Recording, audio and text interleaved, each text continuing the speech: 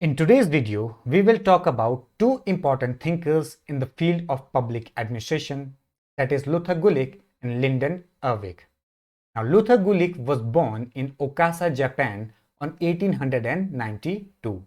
Now, he served on the National Defense Council during the World War I.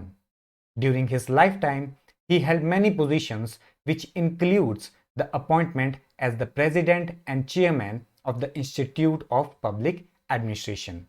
Now, he receives a host of awards, which includes the 25th Anniversary Award and the Dwight Waldo Award, which was given by the ASPA, that is the American Society for Public Administration.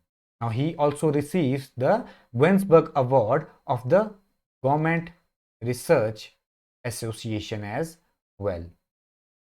Now, during the major work of Luther Gulick involves the National Institute of Public Administration, which was published in 1928, the Papers on the Science of Administration, which is a co-edited work with Lyndall Urwick, which was published in 1937, the Administrative Reflections from the World War II, which was published in 1948, and the Government Administration and the American Economy, which was published in 1950.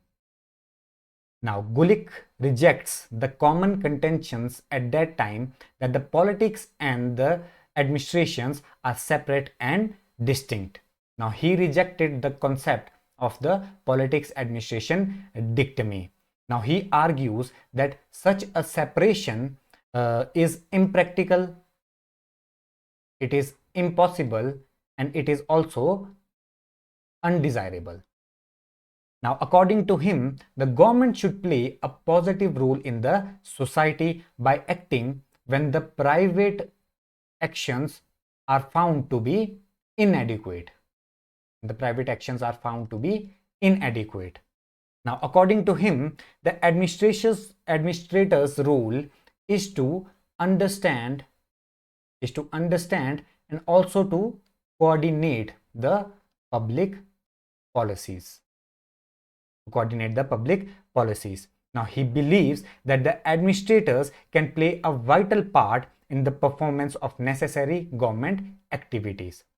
Now, Gulick was concerned about the functioning of the federal system and recommended a pragmatic solution for the federal system in which the functions are divided into local, state, and federal aspects with the responsibility assigned accordingly. Now, though Gulick rejects the politics administration dichotomy, he aspires to develop a science of administration. Now, he observes that it is very difficult to develop a science of administration because the human beings that are involved in the process are dynamic and also to some extent unpredictable.